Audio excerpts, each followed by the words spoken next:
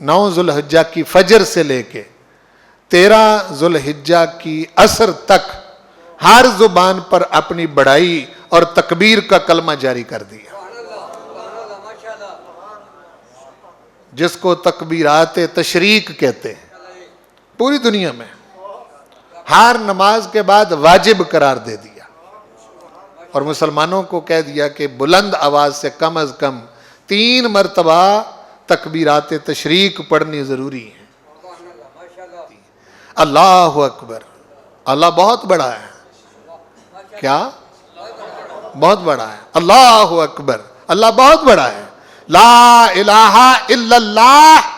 اللہ کے سوا کوئی عبادت کے لائق نہیں، واللہ اکبر، اور اللہ بہت بڑا ہے، اللہ اکبر وللہ الحمد، اللہ ہی بڑا ہے، اسی کی حمد ہے۔ یہ کلمہ جن کو تکبیرات تشریق کہا جاتا ہے، یہ اپنی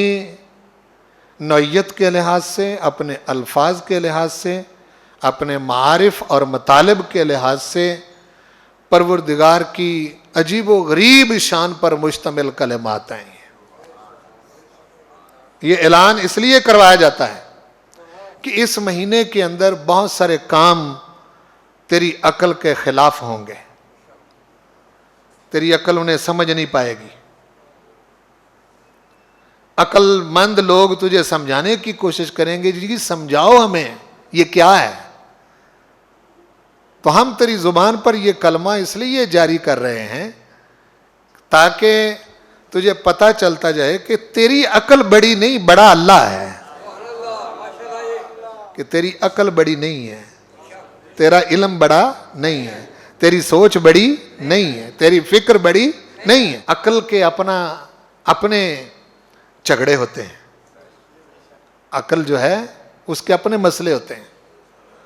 اور جہاں عقل پھڈے ڈال لیتی ہے وہاں پھر بڑا مسئلہ بن جاتا ہے، پھر آپ کو سمجھ نہیں آئے گی حج کیا ہے، آپ کو سمجھ نہیں آئے گی قربانی کیا ہے،